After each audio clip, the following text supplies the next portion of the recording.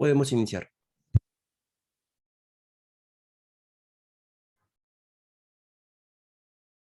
Buenas tardes. Estamos aquí en el tercer panel de nuestro congreso y voy a presentar a nuestros invitados. En primer lugar, nos va a hablar Gino Luque de la Pontificia Universidad Católica del Perú con su ponencia Repensando la autoficción desde la escena, la paradoja de la denegación teatral en la dramaturgia de Sergio Blanco. Gino es doctor en artes escénicas por la Universidad Autónoma de Barcelona y licenciado en literatura hispánica por la Pontificia Universidad Católica del Perú, donde es profesor del Departamento de Artes Escénicas e imparte asignaturas de teatro contemporáneo, dramaturgia y teoría teatral. Es el actual director de la maestría en artes escénicas de dicha universidad. Anteriormente ha sido coordinador de las carreras de teatro en la Facultad de Artes Escénicas y de Lingüística y Literatura en la Facultad de Letras y Ciencias Humanas. Es dramaturgo y director teatral. Ha ganado el primer concurso de dramaturgia peruana organizado por la Asociación Cultural Británica en 2007. Una beca del Fondo Iberescena para la creación dramatúrgica en el 2008 y el premio a la producción artística de la Pontificia Universidad Católica del Perú en el 2019. Entonces, pues le damos la palabra a Gino. Bienvenido. Muchas gracias, Nora. Gracias también a las organizadoras por la invitación. Y bueno, es un placer estar aquí y compartir mesa con quienes me van a acompañar ahora y luego poder intercambiar desde diferentes perspectivas y experiencias. Voy a compartir pantalla porque tengo aquí una presentación que va a acompañar la disertación que leeré. He decidido leer para no desordenarme y ceñirme al tiempo, que creo que es algo importante. 20 minutos tienes. Perfecto, perfecto. Déjame aquí encontrar la opción de compartir pantalla. Y entonces sí. He hecho un pequeño ajuste en el título de la ponencia porque, bueno, en estos días fui encontrando algo que es más preciso. Entonces, bueno, empiezo leyendo el nuevo título, que simplemente cambia una frase y luego empiezo. Entonces, la ponencia se titula Repensando la autoficción desde la escena, la paradoja de ser y no ser en la dramaturgia de Sergio Blanco. En la primera década del presente siglo, a pesar de la presencia en el ámbito hispánico de textos dramáticos y espectáculos teatrales donde se experimentaba con los límites de la ficción en escena, el debate académico al respecto era escaso y el estudio de las relaciones entre teatro y material autobiográfico como recurso creativo generaba no poca controversia. Recién en 2010, Vera Toro empleará el término autoficción para clasificar distintas posibilidades de identidad entre autor y personaje en el teatro, así como para analizar diferentes formas de inscripción del autor en su propio drama. Significativamente, Toro inicia su trabajo afirmando que el género dramático había sido poco estudiado desde una perspectiva autoficcional. Todavía en 2018, Ana Casas insistirá en que pese a la proliferación de estudios académicos sobre el género, la teoría de la autoficción se había detenido apenas en el ámbito del teatro. Pese a que en el lapso de tiempo que separa ambas publicaciones aparecen trabajos relevantes, aunque muy contados, que participan del debate atendiendo a las dimensiones textual y espectacular del teatro, cabe preguntarse por las causas que podrían explicar el carácter marginal que ocupa el teatro en la bibliografía sobre la autoficción. Las razones podrían tener que ver con la posición excéntrica que ocupa el teatro al interior del mercado editorial, donde la etiqueta autoficción funciona en ocasiones más como una estrategia de marketing que como una definición precisa o rigurosa, con la supuesta imposibilidad del teatro para ser autobiográfico, o quizás se deba también a la poca cantidad de obras teatrales que se autodefinen como autoficciones. El desinterés entonces aparenta ser bidireccional. Por un lado, la bibliografía crítica sobre la autoficción se ha interesado poco en el estudio del teatro, a pesar de la existencia de prácticas escénicas que se podrían analizar desde dicha noción, y por otro, los dramaturgos y las dramaturgas, salvo excepciones, no se han identificado con la categoría ni han sentido necesario explorar sus posibilidades creativas para el ejercicio de su práctica teatral. Pienso que una razón fundamental para este desencuentro se relaciona con la insuficiente atención prestada por la crítica a ciertas particularidades de la comunicación teatral, que hacen que los esquemas conceptuales ensayados para describir la dinámica de la autoficción resulten ineficaces para comprender cómo se da esta en el género dramático, en la medida en que dichos modelos teóricos han sido concebidos desde y para el análisis de textos literarios, y el teatro más bien es un género híbrido, que integra un componente literario y otro de carácter escénico. Y pienso también que de este desencuentro se desprende la falta de diálogo entre la teoría de la autoficción y la creación teatral. Sin embargo, es preciso reconocer también las dificultades epistemológicas que plantea el estudio de la autoficción en el teatro, a saber, la noción misma de autoría en un arte donde la enunciación es plural y la forma en que opera la referencialidad del signo en escena. Ambos problemas nos obligan a revisar cómo funciona el sistema de comunicación en el teatro, especialmente la dinámica del paso del texto dramático a la representación. Al respecto, sostengo que para comprender el funcionamiento de la autoficción en el teatro, en tanto género escénico, es preciso enmarcar los pactos de lectura de la autoficción en los pactos de recepción propios del teatro. Para efectos de esta reflexión, se puede partir de un conjunto de nociones conceptuales elementales. Para empezar, una definición suficientemente flexible de autoficción, como la propuesta por Jacques Lecarne, según la cual la autoficción consiste en un relato que se declara a sí mismo como ficción y cuyo autor, narrador y protagonista comparten una misma identidad nominal.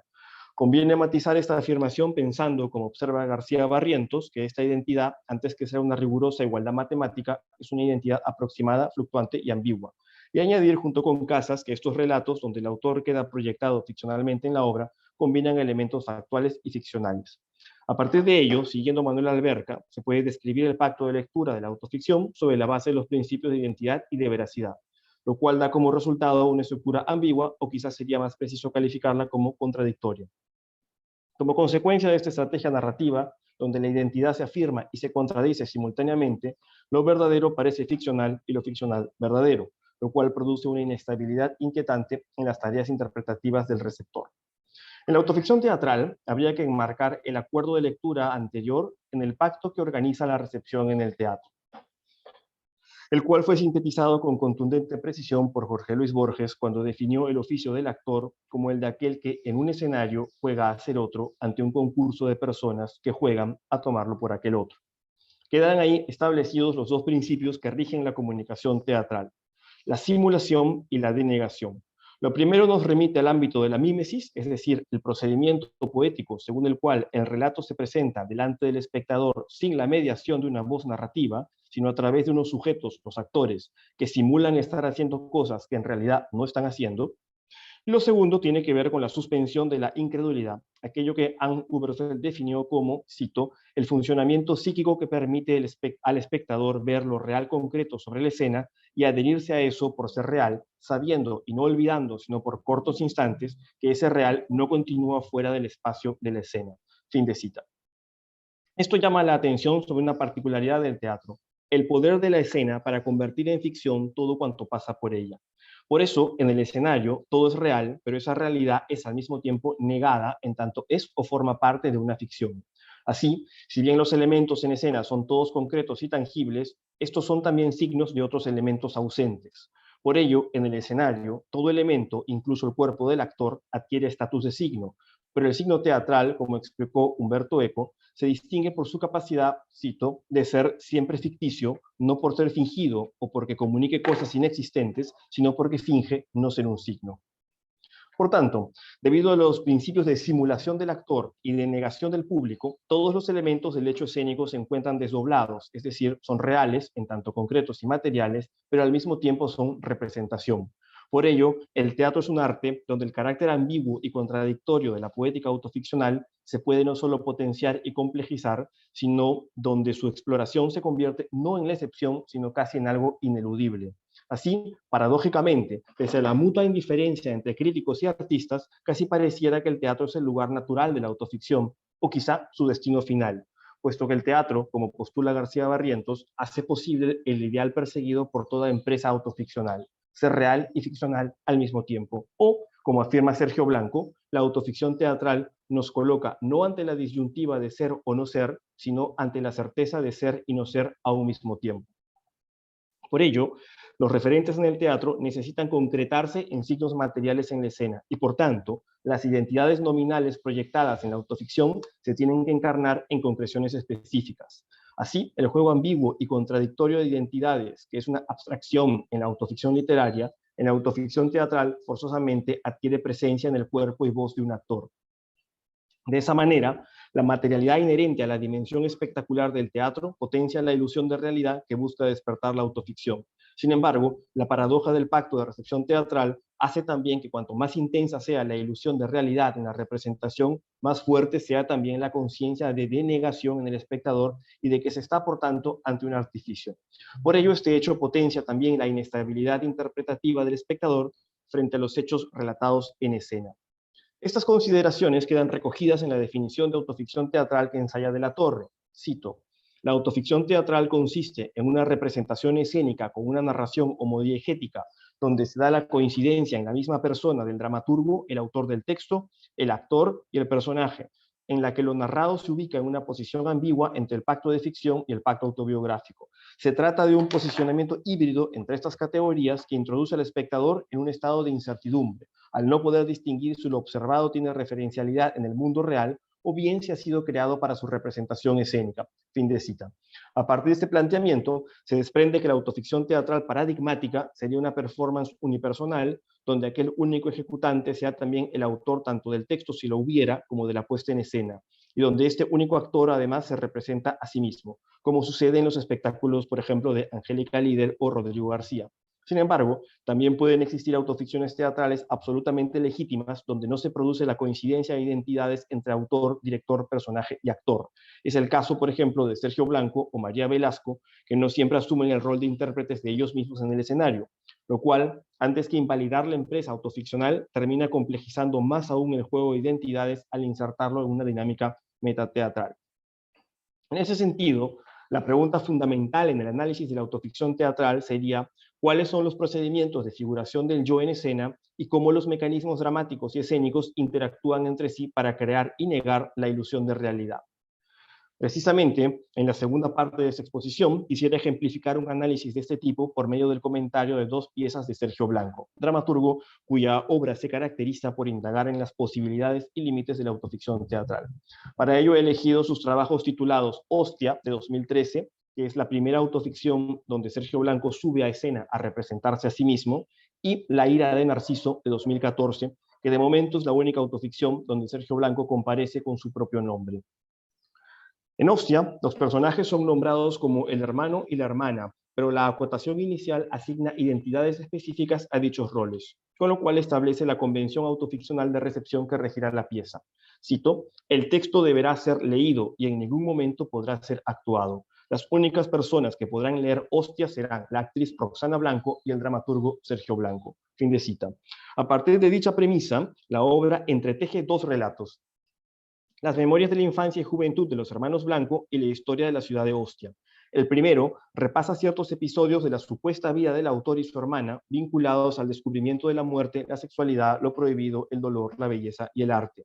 El segundo se detiene en ciertos hitos de la historia de la ciudad que tienen que ver con su esplendor durante el Imperio Romano, su decadencia en la Edad Media y el Barroco, el intento de restaurarla durante el fascismo y su posterior renacimiento como balneario en la década del 60. El punto de conexión entre ambos está dado por los viajes de Sergio Blanco a la localidad italiana. Sin embargo, se sugieren también otros posibles puntos de contacto, algo menos precisos y más simbólicos, que van provocando un efecto de ambigüedad e indeterminación sobre los hechos relatados, tales como la proyección de las aguas de un mar en plena noche en el fondo del escenario, que evoca tanto al Río de la Plata como al mar Tirreno, un cuerpo inerte cubierto por periódicos en el proscenio, que remite a los desaparecidos de la dictadura militar arrojados al Río de la Plata, entre los cuales se dice que se encontraba el padre de los hermanos Blanco, pero que también evoca al cadáver del escritor y cineasta Pierpaolo Pasolini, encontrado en un descampado de Ilido di Ostia, o una serie de recuerdos que los propios personajes vacilan entre situarlos durante la infancia en Montevideo o en viajes de adultez a Ostia, que tampoco queda claro si es que fueron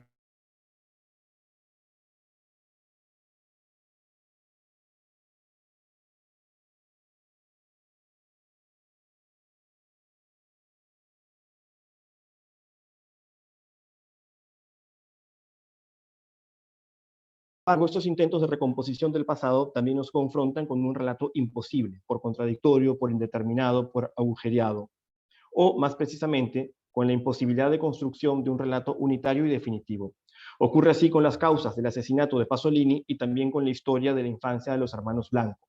Con relación a estos últimos, este efecto se genera, por un lado, debido a la imposibilidad de los propios personajes para fijar un tiempo y un espacio precisos para la acción que ejecutan en escena, a saber, leer la obra Hostia, y por otro, debido a que los protagonistas constantemente ponen en duda la autenticidad de los recuerdos evocados o incluso niegan abiertamente su carácter fáctico, dejando al espectador sin asideros para poder discriminar entre hechos reales y recuerdos inventados, y mucho menos para organizarlos coherentemente. A su vez, este efecto también es provocado por el juego abismal de la conciencia metateatral de los protagonistas, y porque el propio texto se desautoriza a sí mismo permanentemente, creando la ilusión de que los personajes se comportan de forma espontánea para introducir instantes después la duda acerca de si los momentos de rebeldía de los personajes frente al texto no estaban ya previstos en el guión. De esa manera, la pieza no solo evidencia el carácter de construcción artificial de la memoria que relata, sino que también desarticula sus propios mecanismos narrativos como dispositivo escénico. En ese sentido, Hostia es una pieza que discute y performa las relaciones entre autoficción, identidad y memoria. Para ello, el texto parte de la premisa de que la memoria es una construcción discursiva donde también opera la ficción. En todo recuerdo del pasado, dice Blanco, siempre hay lagunas que todo individuo tiende a colmar con invenciones, condensaciones y desplazamientos. Sin embargo, el autor va más lejos aún en su exploración escénica.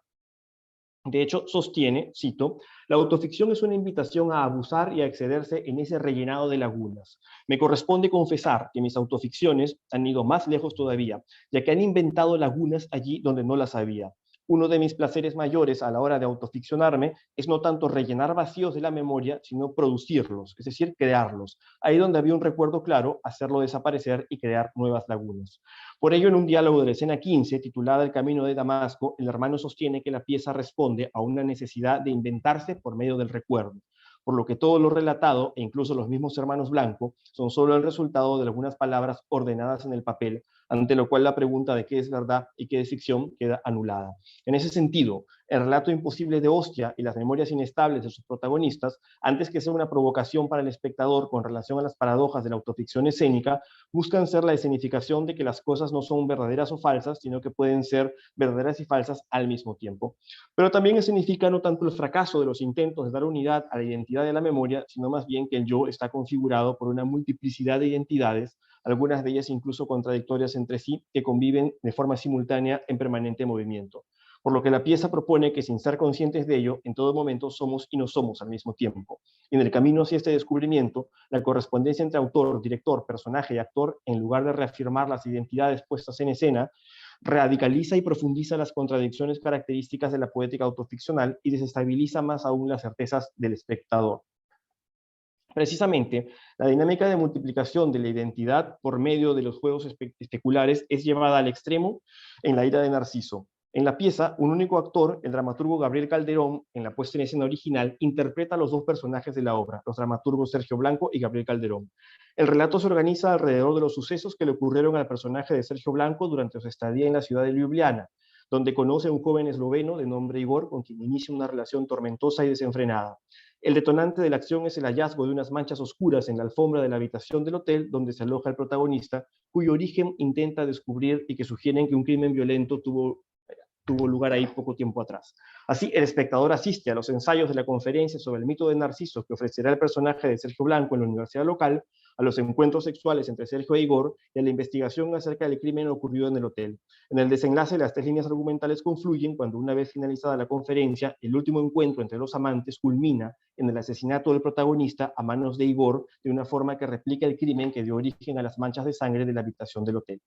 De acuerdo con la convención de representación de la obra, se produce la identidad nominal entre autor, narrador y protagonista, pero la secuencia de identidades se ve problematizada, dado que el personaje no será interpretado en escena por el autor, sino por Gabriel Calderón. De esa manera, por un lado, se crea la ilusión de correspondencia entre Sergio Blanco real y el personaje Sergio Blanco, tanto por la identidad nominal que comparten, como también porque en la ficción se menciona datos sobre el personaje que coinciden con información que se conoce sobre el autor real. Sin embargo, la narración incluye también hechos absolutamente imaginarios, como que Sergio Blanco haya muerto descuartizado en Eslovenia, lo cual pone en suspenso el estatuto de factualidad de todo el relato.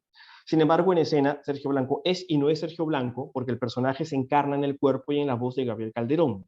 No obstante, en la dedicatoria, para texto no ficticio, Gabriel Calderón es presentado por Sergio Blanco como mi otro yo. Por ello, Gabriel Calderón, haciendo de Sergio Blanco, es una figura de identidad y de alteridad simultáneamente, así como en la ficción Igor es el otro yo de Sergio. Asimismo, la presencia de Gabriel Calderón en la obra es una estrategia de construcción de verosimilitud del relato. De hecho, que los dos personajes sean interpretados por este refuerza el soporte autoficcional del texto. En ese sentido, Gabriel Calderón, en tanto es un actor real y en tanto es un personaje de la ficción, funciona como un puente entre la realidad y la ficción, a la vez que es una performance de la idea misma de autoficción. Por otra parte, los juegos especulares también se evidencian en el carácter autorreflexivo y metateatral de la pieza.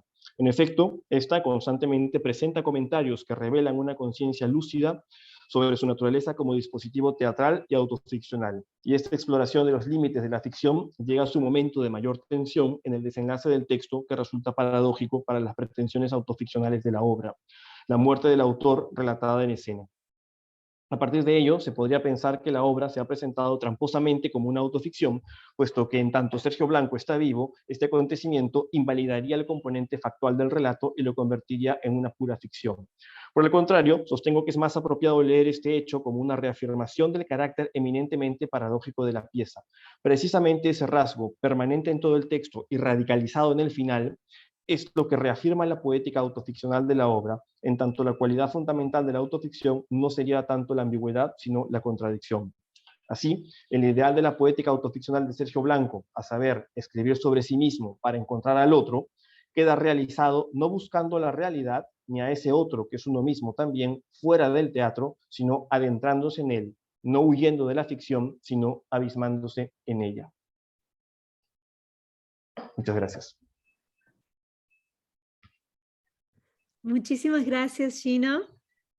Excelente tu presentación y nos presentas interesantes perspectivas para continuar la discusión de la mesa. Muchas gracias. Perfecto. Si quieres dejar de compartir tu pantalla, así sí, le damos... Sí, tienes un minuto mientras... No. Aprovecho para introducir a Mariana. No encontrar el botón. Listo, gracias. Muy bien, de nada. Entonces, la siguiente presentación es de Mariana Bonano, de la Universidad Nacional de Tucumán, Argentina, y el título de su presentación es Autoficción y modulaciones del sujeto cronista en el periodismo de autoras latinoamericanas actuales. Mariana Bonano es profesora adjunta del Departamento de Ciencias de la Comunicación de la Universidad Nacional de Tucumán. También ocupa el cargo de investigadora adjunta en el Consejo de Investigaciones Científicas y Técnicas. Fue becaria de la CIUNT y becaria de doctorado y postdoctorado del CONICET. Y obtuvo 2 becas de movilidad profesional otorgado por el Ministerio de Educación de la República Argentina y el programa ISAP en Alemania. Ha publicado artículos sobre literatura y crítica literaria en recopilaciones y revistas especializadas, en particular sobre la intelectualidad argentina y controversias en las revistas culturales de izquierda de los años 70, así como sobre la crónica y el periodismo narrativo latinoamericano. En realidad, le interesa la escritura de cronistas femeninas con especial atención a los temas de intimidad y autofiguraciones. Muy bienvenida, Mariana, y te doy un abrazo compatriota. Yo soy santiagueña, así que estamos cerquita.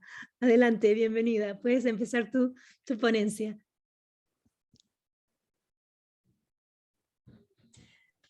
¿Ahí se me escucha, Soledad? Perfecto. Bien, bueno, muchas gracias, Soledad, igualmente encantada, entonces, sabiendo que sos santiagueña, estamos cerca. Cerquita. Bien, bueno, yo quiero aclarar primero que hice también un ajuste al título de mi ponencia, porque en realidad... digamos, lo que estoy analizando aquí son cuestiones más bien con el acercamiento a lo íntimo o a la intimidad en las mujeres cronistas, más que no me he detenido tanto en la cuestión de la autoficción. Entonces, cuando lo planteé de esa forma, pero después en la escritura mismo, bueno, varié por razones, digamos, de la propia argumentación, ¿no? Entonces, y en realidad, debido a la limitación del tiempo, decidí tomar una autora en particular, que es Gabriela Wiener, ¿no? Pero quiero aclarar que esta indagación forma parte de una indagación mayor, donde efectivamente tomo varias cronistas latinoamericanas, varias de ellas argentinas, como Josefina Licitra, Leila Guerriero, bueno, Gabriela Wiener, que es la que voy a analizar aquí, aunque en esta instancia me detengo solo en Wiener. Entonces el título es Modulaciones del sujeto cronista en el periodismo de autoras latinoamericanas actuales y la crónica de lo íntimo, el viaje a la maternidad en 9 lunas de Gabriela Wiener. El título del presente congreso, Cuando escribo yo hablo de mí, nos parece convocante para abordar la materia de esta ponencia, dedicada, como anunciamos arriba, a la presencia de inflexiones del sujeto cronista en textos de escritoras latinoamericanas que practican lo que se ha dado en llamar periodismo narrativo y que, siguiendo al catalán Albert Chillon, engloba un amplio universo de textos en los que cobra protagonismo la mirada del narrador periodista como organizadora de un relato que, al indagar en el porqué de los sucesos, profundiza en el qué típico de la nota informativa. Integrado por crónicas y o relatos de no ficción, esto es, en palabras de una eximia cultora del género, la argentina Leila Guerriero, historias que requieren largos trabajos de campo y que se narran utilizando recursos formales de la literatura de ficción, la propensión hacia este tipo de relatos por parte de la industria editorial actual recoge un postulado que reitera una idea ya presente en la experiencia de autores inscriptos en el llamado nuevo periodismo, un movimiento que implosionó en Argentina y en América Latina hacia la segunda mitad de la década de 1950 y cobró fuerza en la de 1960.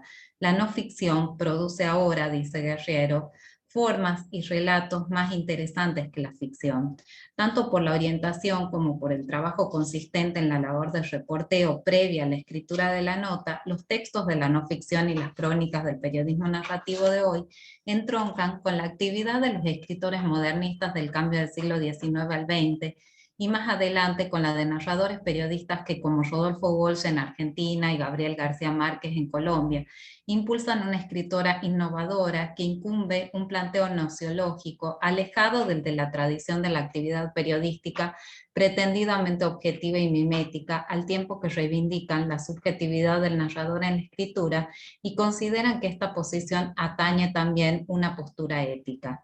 Entre la multiplicidad y variedad de las prácticas actuales de la no ficción vinculadas al periodismo narrativo, toman fuerza aquellas que se aproximan a la tendencia identificada por la crítica como periodismo de autor, esto es, la que enfatiza la aproximación del cronista al presente social a partir de una mirada personal y de una subjetividad que permite a ese actor resignificar la realidad narrada. La exhibición de la intimidad y la puesta en relato de la experiencia de un sujeto interpelado por la materialidad de su cuerpo forman parte de estas nuevas narrativas del yo, inscriptas a la vez en las tendencias literarias y culturales actuales conocidas como giro subjetivo, de acuerdo a Sarlo, y giro afectivo, de acuerdo a Arfuts. Estos discursos del yo conforman un tipo de práctica que no escapa al fenómeno que desde otro lugar la antropóloga Paula Sibilia ha denominado la espectacularización del yo. En su lúcida investigación titulada La intimidad como espectáculo, la autora advierte que el culto a la intimidad en la época actual se vincula con una excesiva necesidad de mostración o de exhibición del yo en los medios y en las redes sociales, entre otros espacios de la esfera pública, lo que es al mismo tiempo aprovechado por el mercado para hacer de estas narrativas una mercancía redituable. En otro orden, la revalorización de la experiencia y de la primera persona en la narración va de la mano del proceso de resquebrajamiento de los grandes relatos modernos y de la puesta en escena de subjetividades diversas opuestas a la normalización reglada de los discursos hegemónicos y totalitarios que imperaban a comienzos del siglo XX. La aparición y la proliferación de estas narrativas del yo en las sociedades contemporáneas se verifican, siguiendo a Barfoot, de diferentes maneras y en una variedad de registros.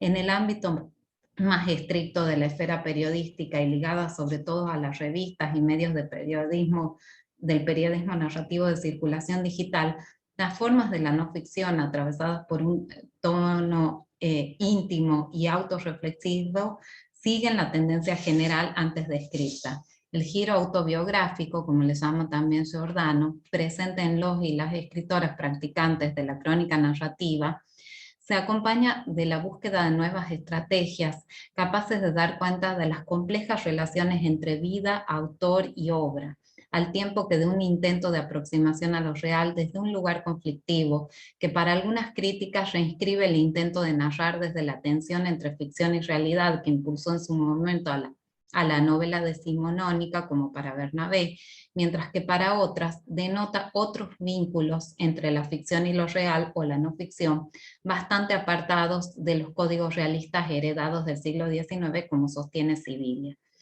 En los corpus cronísticos de autoras latinoamericanas, integrados por textos en los que predomina la voz intimista y un tono confesional, la indagación en torno a la experiencia de la maternidad es una de las zonas de lo real a las que las escritoras se aproximan y les permite exponer una figura femenina en conflicto no solo con los mandatos de la sociedad heteropatriarcal, sino también y en particular con la propia subjetividad narrativa, conceptualizada esta última en tanto posicionalidad relacional en la que confluyen diversas colocaciones y disposiciones de un sujeto mujer, siguiendo a Arthus. Es justamente esta configuración narrativa de la identidad la que permite plantear las escrituras biográficas, autobiográficas, en tanto trayectos siempre abiertos a la diferencia, que resignifican permanentemente las instancias de reconocimiento identitario. La dimensión del sujeto en la escritura y la puesta en objeto de la identidad propia son dos de los ejes fundamentales a tomar en cuenta para el abordaje que desplegamos a continuación. En el periodismo narrativo actual, practicado por mujeres cronistas, coexisten expresiones diversas, entre las que se pueden distinguir las que manifiesta una autora particular, como la peruana Gabriela Wiener, actualmente radicada en Barcelona, cuyas autoficciones producen un yo narrativo fuerte, un etos exhibicionista que, siguiendo a Angulo Egea, atrae al lector como un voyeur y emplea su sexualidad como un arma combativa para remover conciencias. La propia Wiener ha llamado a sus textos crónicas personales, esas que se mueven en la frontera de lo público y lo privado. Si bien prácticamente todos sus textos están atravesados por esa conjunción entre un yo íntimo y un yo espectacular, que caracterizan una parte de los relatos en primera persona actuales, es la crónica sobre su embarazo titulada 9 lunas, donde Wiener radicaliza la narración autobiográfica y testimonial al ficcionalizar su experiencia de maternidad. Puede pensarse la experiencia, como expone Sarlo, en los términos de aquello que puede ser puesto en relato, algo vivido, que no solo se padece, sino que se transmite. Wiener da cuenta de las suyas, asumiendo una voz transgresora, la misma que impulsa en sus crónicas incluidas en un libro anterior, Sexografías, dedicado a la experimentación con el sexo, o en uno posterior, llamada Perdida, en cuya advertencia deja constancia de su relación con la escritura al tiempo que asume su modo particular de aproximación a la realidad. Y cito: Gay Talas escribió que la misión de un escritor de no ficción es dar cuenta de la corriente ficticia que fluye en los túneles subterráneos de lo real. Hay escritores que buscan la verdad a través de la ficción. Me gusta pensar que formo parte de otro grupo, el de esos excavadores que buscan en lo real lo impredecible y lo extraño, pero también lo abrumador de la normalidad, el absurdo que contienen las noticias, todo eso que puede ser tan serenamente triste como una llamada perdida. La mirada friki y transgresora que atraviesan los relatos de Wiener se dirige no solo a prácticas como el sexo porno cercano al sadomasoquismo o bien a los personajes involucrados en esas experiencias, sino y sobre todo hacia el yo autorreferencial que la cronista da a conocer y descubre frente al lector. En esta dirección, más allá de su condición de verdad, el testimonio ofrecido por Wiener apunta a un relato construido desde la autenticidad, en el sentido de promover un desnudamiento contrario a la prueba, como sostiene Gorodischer en relación con las crónicas íntimas. a partir de la recurrencia en la narrativa a la experiencia cotidiana o a diferentes registros de la intimidad ligados incluso con la novela familiar, el cuerpo, la enfermedad, el yo narrativo construido por la autora se identifica con un sujeto femenino, reivindicativo y crítico de la condición de la mujer en las sociedades heteropatriarcales. Angulo Egea ha señalado bien que tal posición no aparece explicitada en los textos de Wiener, en donde el cambio social no es el principal objetivo. En este sentido, la escritora no despliega un enfoque de perspectiva de género en sus crónicas. Sin embargo, delimita una voz narrativa que habla desde su condición de mujer y busca desconstruir, desnaturalizando ciertos núcleos de sentidos presentes en el statu quo social en torno a la identidad femenina y en particular respecto de la relación de la mujer con el sexo y la sexualidad. Lejos de cristalizar el sentido común imperante en la sociedad, Wiener desarma y descoloca mediante su discurso al potencial lector y busca movilizarlo en pos de la construcción de nuevos e incómodos significados que tienden a hacer estallar lo establecido. En esa búsqueda performativa de Wiener, en tanto yo narrativo y personaje protagónico de sus crónicas, no solo habla de la experiencia, sino que la actúa. La narradora ensaya diferentes definiciones de sí e indaga en su subjetividad, no solo o no tanto como un acto confesional, sino también en tanto experiencia personal pensada en el marco de una experiencia colectiva. En la experiencia del embarazo cronicada en 9 lunas, la autora construye una identidad narrativa situada. Su subjetividad se desprende de su posición marginal o periférica. Es una mujer migrante y desempleada en Barcelona, España, y acaba de cumplir 30 años, cuando experimenta una serie de eventos ligados a su familia y amigos que, al decir de la narradora, conforman entradas y salidas, un juego de contrapunto en el que se engranan al mismo tiempo el placer y el dolor. Y cito, en estos últimos meses, 9 para ser exactos, he llegado a pensar que el placer y el dolor siempre tienen que ver con cosas que entran o salen de tu cuerpo. Esta entrada y salida es tanto metafórica, la noticia del embarazo adviene el mismo día en que la narradora y su esposo de Aquí en Majota se notician que la revista en la que trabajaban cerraba, como también literal, en el sentido en que algo sale del cuerpo de la cronista, le extirpan unas glándulas mamarias excedentes bajo sus axilas y otro cuerpo entra, un cigoto que pronto se convertirá en embrión. La rememoración de las circunstancias puntuales del inicio del embarazo impulsa la reflexión en torno a las acciones de la penetración y de la introducción, ambas estrechamente vinculadas con lo íntimo en el sentido que le confiere a este concepto Nora Catelli, en los términos de una penetración del sujeto sobre sí mismo, sobre otro, a la vez que una penetración de algo en un sujeto o de un sujeto en otro. Esta caracterización de lo íntimo, como advierte Catelli, muestra que la noción de lo subjetivo está marcada por la incorporación o interiorización de otro sujeto u otra cosa, en tanto remite a un impulso físico o de la voluntad. El yo que se abre a lo íntimo y se mira y se indaga a sí mismo introduce de manera violenta la mirada del otro, una subjetividad otra que lo interpela, la plantea, y le plantea interrogantes acerca de sí mismo y lo incita a cuestionarse. En la distancia temporal establecida entre el momento en que efectivamente se escribe la crónica y el de la vivencia del embarazo, se conforma un yo narrativo que introduce la experiencia para elaborarla mediante la reflexión y las preguntas cuyas respuestas no intentan ser agotadas por la narración. En este momento, la construcción en singular del sujeto en primera persona da paso a la primera persona del plural, lo que denota una experiencia compartida, no por eso menos complejas, ni con menos escollos, ni aún con menos miedo. Y cito, ¿qué haríamos con un hijo fuera del Perú? Lo vestiríamos con ropa del contenedor, lo haríamos vivir con 5 estudiantes borrachos, le sacaríamos su carnet del Barça, seguro le diríamos que el trabajo no dignifica al hombre, le enseñaríamos a no tomar taxis porque son muy caros, y a montar bicicleta bajo la lluvia. Lo llevaríamos los domingos a IKEA, o mucho mejor, lo prepararíamos para recoger una vez a la semana de la basura electrodomésticos casi nuevos.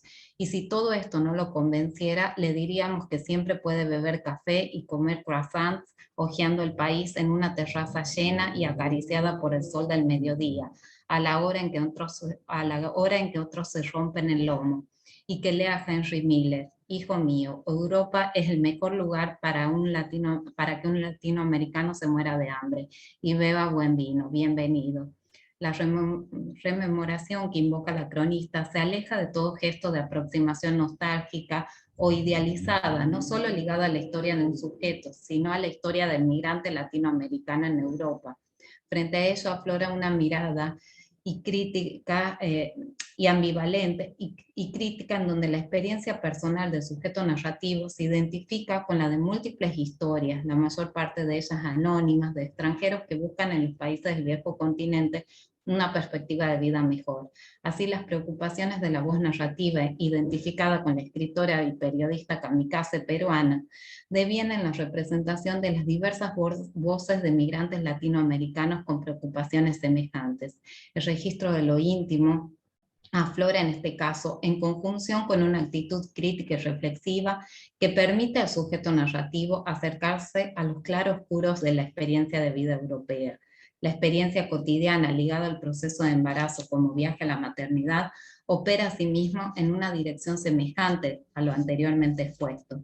El recorrido deconstruye imágenes estereotipadas de las relaciones materno-filiales, productos reglados circulantes en el imaginario colectivo. Una vez más, la voz narrativa ficcionalizada apela a la vivencia personal e íntima para dar cuenta del vínculo entre madre e hija en tanto una experiencia humana.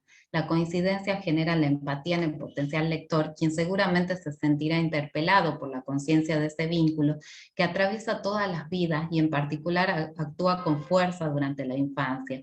En este sentido, podemos afirmar que mediante la descripción de su madre, la cronista figura a todas las madres y describe al mismo tiempo la relación materno-afectiva como cualquier otra relación humana, aunque particularmente más intensa, con su cuota de amor y al mismo tiempo con su innegable porción de violencia simbólica, ¿no?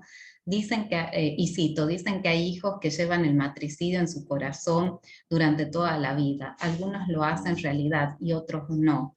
En la época en que perdí mi virginidad, usaba unos polvos faciales Angel Face para disimular las típicas imperfecciones en el rostro de una quinceañera. A mi madre no le gustaba verme así. Los adolescentes nos miramos en el espejo de la madrastra, no de la madre, pero ella no tenía por qué entender eso. Habían pasado muchos años desde su adolescencia. Le irritaba la manera en que una chica de mi edad busca atenuantes para sus inseguridades físicas. Una tarde me senté a la mesa y mi madre me dijo que tenía cara de payasa.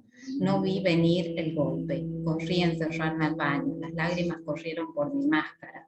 Podría haberme clavado el cuchillo de la mantequilla en el corazón, pero en cambio lancé el estuche de polvos faciales por la ventana del 10º piso donde vivíamos. Cuando se es joven, las madres son un terrible estorbo para nuestros planes. Su amor es un arma arrojadiza.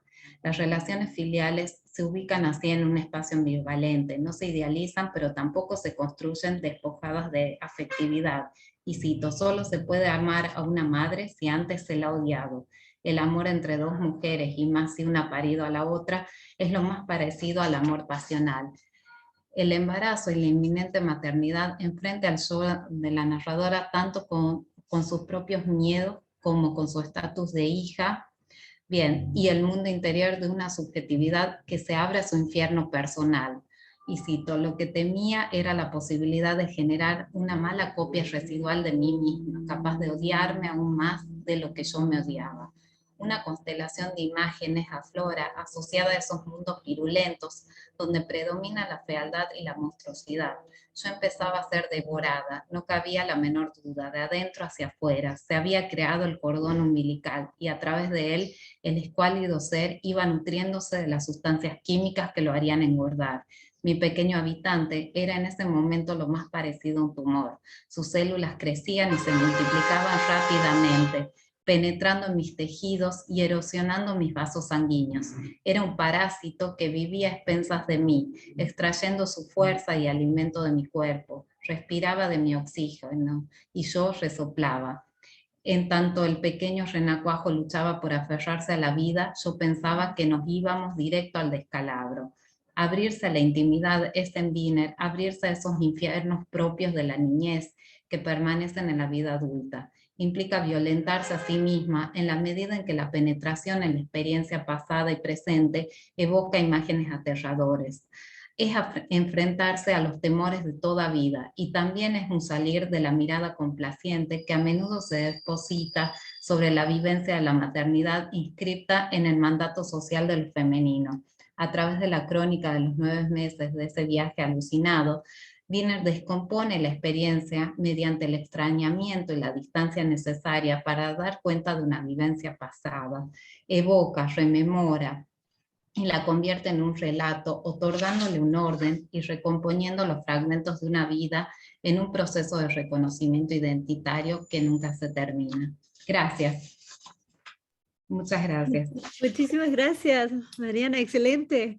Muchas gracias Gracias. por el tiempo, los 20 minutos. Ay, sí, estaba atenta a eso. Sé lo que es, no te preocupes, muy bien, muchas gracias. Entonces vamos a dar paso a nuestro a la tercera ponencia, que en este caso es una copresentación de, entonces el título es Poéticas de la memoria migrante, cuerpo, infancia y geografía en artistas descendientes de migrantes ecuatorianos. Esta charla va a estar brindada por Juliana Zambrano Murillo y Ana María Garzón Mantillas. Bienvenidas y voy a tener el placer de presentarlas. Entonces, Ana María Garzón Mantilla es historiadora del arte y docente de tiempo completo en la Facultad de Comunicación y Artes Contemporáneas en la Universidad San Francisco de Quito. Es profesora de Teoría del Arte Contemporáneo y estudios curatoriales. Garzón es el editor general del Post, una revista académica dedicada al arte y la teoría crítica. Y estudió periodismo e historia del arte en la Universidad San Francisco de Quito y la Universidad Autónoma de Barcelona.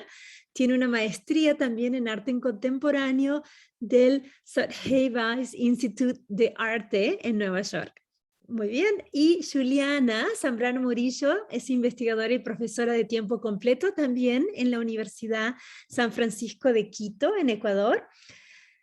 Es doctor y también tiene su maestría en literatura hispánica y latinoamericana, la maestría en ciencias políticas, y sus intereses de investigación y docencia abordan las prácticas de liberación y resistencia en escritos, materialidades y poéticas en contextos de violencia y catástrofe. Actualmente es directora de Crónicas al Borde, un proyecto sonoro que utiliza metodologías de historia oral y paisajes sonoros para producir narrativas y ensayos de no ficción que abordan temas de derechos humanos. Muy bien, bienvenidas las dos y les doy la palabra. Adelante. Hola, buenas tardes y muchísimas gracias, bueno, por esta invitación a participar en este congreso y bueno, gracias por este encuentro, ¿no? Y por esta oportunidad de compartir pues con las demás personas ponentes y con quienes nos están escuchando.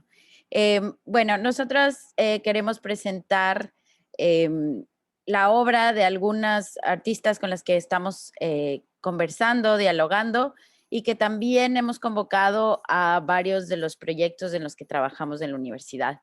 Entonces, también es una lectura desde cómo también hemos situado esta conversación en nuestro trabajo académico y pensado también para la difusión como más amplia, ¿no? Entonces, un poquito les vamos a contar sobre eso. Pues empieza la lectura de la ponencia. La historia de Ecuador está marcada por las migraciones. El país expulsa a su gente en ciclos que apenas se distinguen entre sí. Cambian los lugares de destino, pero no cambian los motivos. Varios estudios realizados por instituciones gubernamentales y académicas coinciden en que desde mediados del siglo XX se puede identificar al menos 3 periodos con características distintas que dan cuentas de patrones de migración que varían entre sí. La migración de la década de los años 60, la de los 80 y finalmente la de finales de la década de los 90 y principios del siglo XXI. La crisis económica y la precariedad son una amenaza permanente. Aunque la inmigración no se ha detenido, desde que empezaron a sentirse los efectos económicos de la pandemia, hay una nueva ola masiva de migrantes que abandonan el país. Solo en julio de 2021, la patrulla fronteriza de Estados Unidos reportó que encontró 17.314 personas ecuatorianas que intentaban cruzar a los Estados Unidos a lo largo de la frontera de 2.000 millas con México. En 2018, junto con Ana María y una artista que se llama Sofía Costa, creamos Arte y Activismos, una conferencia anual con sede en la Universidad San Francisco de Quito, Ecuador. Nuestro objetivo es crear redes y diálogos entre la academia, los profesionales del arte y distintos activismos. Por razones como las planteadas anteriormente, la cuarta edición de la conferencia en marzo y abril del 2021 se denominó Desbordes, Migración y Solidaridad. Como grupo de investigación llevamos abordando la migración desde 2019. De alguna manera, más que un interés académico, nuestra preocupación inició como una reacción ante el éxodo venezolano y la forma en que se criminalizaba a personas venezolanas migrantes en Ecuador. Ese año, el inmenso flujo superó la capacidad de acción de un Estado ineficiente que, a pesar de haber declarado la ciudadanía universal en la Constitución en 2008, no cuenta con instituciones y políticas públicas capaces de procesar la migración más allá de la burocracia ineficiente, la criminalización y las medidas punitivas.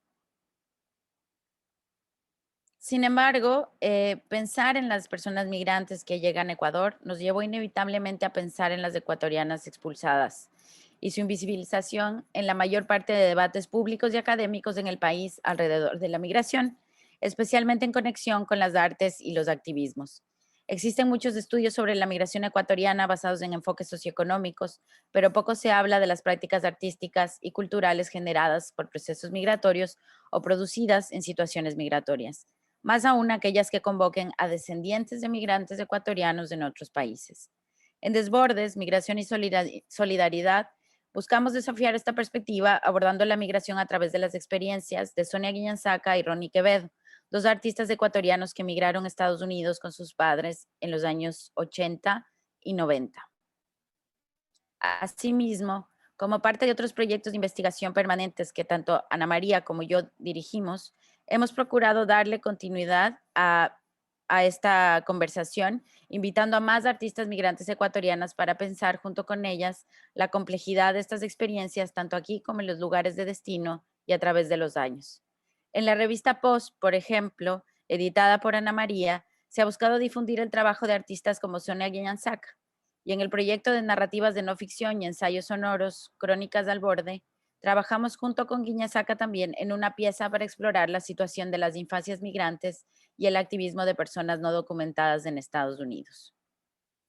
Continuando ese esfuerzo de establecer diálogos desde la academia con prácticas activistas y artísticas, haciendo uso de las plataformas de difusión que hemos generado y con la finalidad de ampliar los imaginarios de la migración regional, ya que muchas veces nos encontramos recurriendo a referentes latinex o chicanos, pero poco sobre la comprensión de la situación en la región, hoy queremos presentar el trabajo de Sonia Guiñanzaca y Carmen Miranda Rivadeneira, en cuyas obras encontramos prácticas situadas, autofiguraciones y conexiones sensibles con las relaciones familiares, la infancia, la memoria, la ficción y el cuerpo propio en relación con la geografía del lugar de origen y los espacios de la identidad.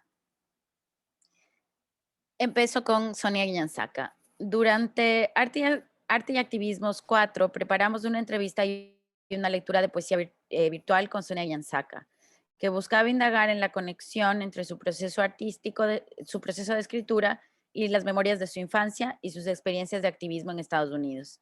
Guiñanzaca fue parte de la juventud indocumentada que decidió romper el silencio y pelear públicamente por sus derechos desde 2017. Para ese entonces, Guiñanzaca llevaba casi 13 años sin papeles en Estados Unidos después de salir de Ecuador para reunirse con sus padres a los 5 años. Guiñanzaca también participó en varios actos de desobediencia pública y acciones para generar política pública e iniciativas de trabajo con artistas indocumentados. En 2016 publica el chapbook Nostalgia and Borders. Aquí un extracto leído por Guiñanzaca en el episodio de Crónicas al Borde.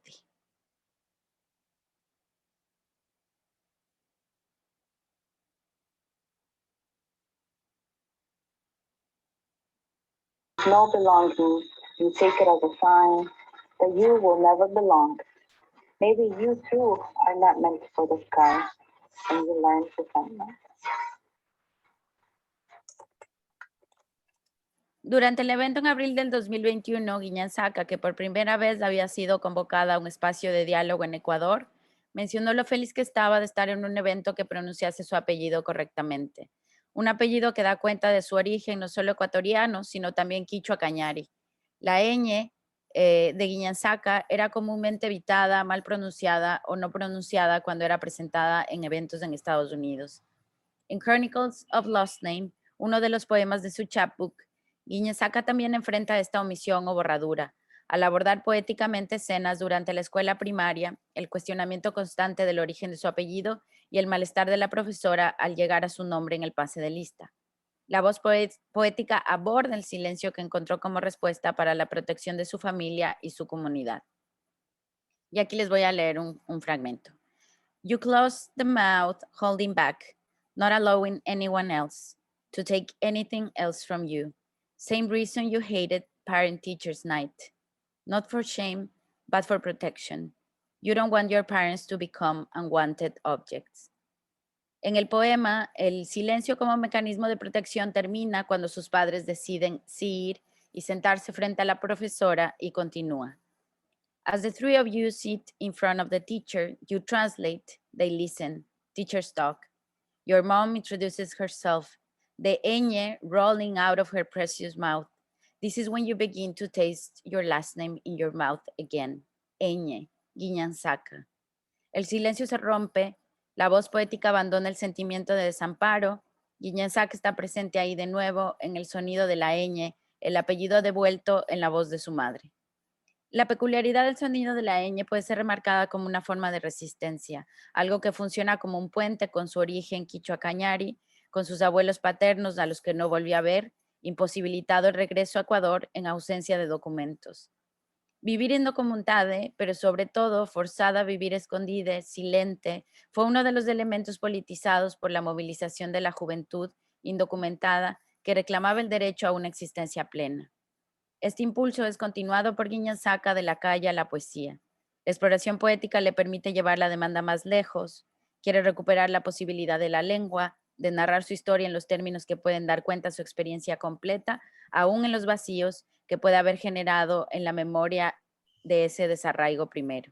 Escribir, intervenir la memoria de su infancia, producir collage de memorias e imágenes, repetir performáticamente algunos recuerdos difusos del lugar de origen, imaginando una manera de comunicarse con ellos, son algunas de las prácticas frecuentes en su obra, pero también en sus reclamos como activista, y muestra cómo es urgente sospechar de la manera en que la historia de la migración es narrada. Es necesario, sugiere una y otra vez, generar un espacio no para explicar la experiencia migrante, sino para escucharla, para entender también el vacío de lo que necesita ser dicho, entendido y respetado. Mediante la poesía, Guiñán Saca reclama su propio camino en un intento por despojarlo de acercamientos adultocéntricos, patriarcales y coloniales a la migración. Esta pregunta vuelve cuando Guiñán Saca obtuvo su Green Card. Durante la presentación de Arte y Activismos recordó el dolor de sentir la necesidad de retirarse de ciertos espacios y comunidades y de profundizar alrededor de la identidad y su conexión con los documentos. Ella no era más una persona indocumentada, de nuevo, algo intermedio, inabarcable en las narrativas y las categorías que son comúnmente reconocidas. Guiñán Saca está constantemente llegando a ser algo y quizás, como lo afirma, esa sea la herramienta más potente de las comunidades migrantes en lo que pueden proponer críticamente para pensar el Estado, la nacionalidad y los derechos. Las iniciativas artísticas de Sonia Guiñán Saca y la manera en la que dialogan con prácticas colectivas y activistas cuestionan categorías fijas y resisten, como sugiere Ansaldúa, acerca de las identidades chicanas, de las nuevas mestizas y queer, las representaciones binarias de la realidad, pero sobre todo la idea de que la narrativa posible de la experiencia migrante es solo una de sufrimiento y dolor y abre paso a la autorreflexión y a la defensa del derecho a pensar en la migración también desde el derecho a la historia personal. Gracias, Juliana. Yo voy a seguir con nuestra siguiente artista, que es Karen Miranda Rivadeneira. En un esfuerzo por cuestionar las narrativas estereotipadas de las personas migrantes y entender su propia infancia, Karen Miranda Rivadeneira dedicó sus primeras series fotográficas a construir ficciones documentales sobre su niñez. Su historia es distinta a la de Soneguin Ansaka. Sus padres se conocieron en Estados Unidos en la década de los 80 y ella nació en Nueva York. En su infancia estuvo varias veces en Ecuador. Y en la serie fotográfica Otras historias, Historias Bravas, se dedicó a explorar experiencias de infancia que vivió, pero no fueron fotografiadas, y otras memorias de acontecimientos que no sabe si vivió o si los interesó a fuerza de haber escuchado a alguien de la familia narrar esos relatos. Esta serie está mediada por ideas sobre la familia, la distancia, la memoria y el legado. Sutilezas y pequeñas bromas son una puerta de acceso a la memoria de lo vivido, la memoria de lo imaginado y la memoria de lo deseado. En todas las fotos participan mujeres de su familia materna, que actúan escenas que una vez vivieron y otras que simplemente imaginaron junto con Karen. Las obras de Karen se sitúan fácilmente en una discusión vinculada a la autorrepresentación femenina, que implica una ocupación radical y consciente del propio cuerpo para cuestionar sistemas de representación. Al confrontar no solo el género, sino la nacionalidad migrante, las obras de esta artista deconstruyen las imágenes de la migración contadas desde Ecuador y también aquellas contadas desde Estados Unidos. Karen se hace cargo de su propia representación y de las versiones que quiere contar de sus historias familiares. Siguiendo la pista de Len Sus, entiendo sus proyectos como trazos de historia femenina, de escrituras femeninas, pues el recrear historias, performar con su propio cuerpo, se escribe a sí misma, dejando atrás las versiones estereotipadas sobre los migrantes, las discusiones manidas sobre la identidad y sobre la manera en la que oficialmente se aceptan las representaciones de la cultura. Karen reconstruye sus memorias a partir de aquellos relatos heredados de su madre, recuerdos borrosos de la infancia y, claro, a partir también de las ficciones que se le ocurren en el camino. Norma Klang y Cecilia Olivares Surs llamarían a estas obras ficciones autobiográficas, pues Karen también, y abro cita, construye identidades presentes mediante la reactivación de recuerdos situados en geografías sociales y simbólicas, y sus narraciones del lugar reconocen la importancia del espacio y la localización en espacios de formación de identidad, pues dichos factores están necesariamente implicados en la historia, la lengua y la comunidad. Cierro cita. Pero además hay un elemento fundamental en las obras, que es la alteración de la relación temporal, pues en la serie se recrean pasados que el artista no vivió y se los inventó a partir de las historias contadas por sus familias, y una Karen adulta encarna a una Karen niña desde el presente para cobijarla nuevamente y por primera vez en ese abrazo materno que se crea y se recrea. Y vuelvo a citar a Klang y Olivares, pensando en las configuraciones temporales múltiples. Abro cita. Sus historias localizadas privilegian una categorización espacial que rechaza las historias cuyo principio organizador aparenta estar asentado principalmente en configuraciones temporales. La memoria importa cuando el yo construye una identidad en relación con un lugar. Cierro cita. Del yo en el tiempo, Karen pasa a un yo localizado, donde las cronotopías son alteradas a voluntad. La artista no busca fidelidad en los espacios, sino que plantea sus registros con los recursos que tiene a mano y accede a su propia infancia, recreando momentos con su familia y conectándose constantemente con su infancia.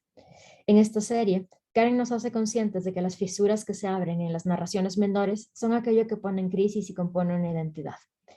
Creo además que es importante hacer énfasis en las presencias femeninas que se encuentran en la obra de las dos artistas, Sonia y Karen, pues parecería que su canal de conexión con Ecuador son siempre sus madres, sus abuelas, sus bisabuelas, y los espacios domésticos como territorios de lo femenino me llevan a pensar en la construcción del espacio desde la geografía feminista.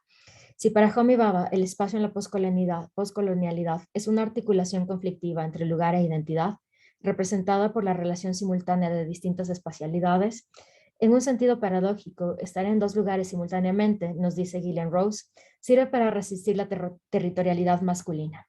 Y sí, Karen está en dos espacios a la vez, el del registro y el de ser registrada, el del cuerpo de la memoria y el del cuerpo que performa la memoria. Mientras toma las fotos, está también en sus fotos. Su presencia es doble y simultánea. Resiste a ser representada, siempre se autorrepresenta y crea territorios que simbólicamente están fuera de lo hegemónico y se encuentran en la recreación de las experiencias de la infancia. Los cuerpos del artista y los cuerpos de las mujeres de su familia se convierten en canales para entender un hogar, en canales para situar el desplazamiento de su madre y mostrar cómo la identidad y la memoria se constituyen también con grandes dosis de ficción. La forma en la que Karen asume la creación de narrativas como herramienta artística puede cambiar la perspectiva oficial de las narraciones de los cuerpos migrantes. Y es así que, mediante la ocupación de las memorias que hace Karen, Ella puede ser leída, los gestos que ella desarrolla pueden ser leídos como gestos políticos para entender quién es y cómo se ubica en el presente. No permite que las narrativas oficiales se encarguen de ella. Desafía las representaciones de identidad y cultura como constructos estables, cuestiona la normalización de discursos identitarios y muestra cómo los cuerpos contienen en sí tránsitos de generaciones y legados. Bell Hooks reconoce la diferencia entre la nostalgia y la memoria politizada. La primera propone un retorno a un tiempo que no existió realmente, pero la memoria politizada sirve para iluminar y transformar el presente. Las obras de Karen y los poemas de Sonia, así como sus acciones en su vida diaria, tienen el poder de iluminar el presente y desbordar las representaciones de las personas migrantes. Al convocarlas a ser parte de nuestros proyectos, procuramos entender el trabajo académico desde la experiencia desbordada, desde el conocimiento situado, y también desde la posibilidad de generar espacios de encuentro y escucha, donde esperamos aprender de ellas y continuar tejiendo puentes que nos permiten comprender la complejidad de la experiencia migrante desde un esfuerzo por no clasificar ni delimitar. Gracias. Una más. Muy bien, excelente. Muchas gracias. Yo les estaba por empezar a apurar, pero ha terminado excelentemente dentro del tiempo. Muchísimas gracias a los cuatro, perdón, por sus interesantísimas presentaciones. Vamos a abrir el lugar para preguntas y les recuerdo a los participantes, los que están viéndonos y escuchándonos a través de Facebook, pueden mandarnos sus preguntas y a los que están aquí presentes, simplemente utilicen el formato para levantar la mano, así nos organizamos con las preguntas. Muy bien. ¿A quién le gustaría comenzar?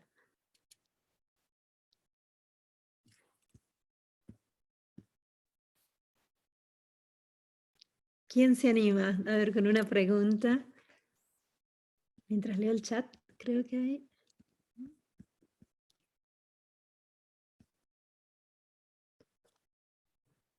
¿Alguna pregunta para Gino, Mariana, Ana María o Juliana?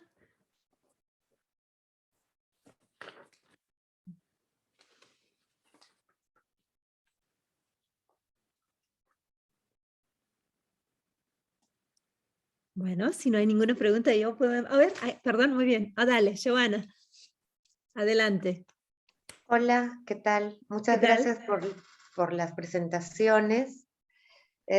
Bueno, tengo dos preguntas. Una para Gino sobre el teatro de Sergio Blanco. Yo había entendido por algunas entrevistas que le hacen a Sergio, las he visto solo en YouTube, que él habla de autoficción como una creación autobiográfica, pero con cambios que se le ocurren y que simplemente es eso, los cambios. Me parece que tú has trabajado de una manera mucho más compleja esta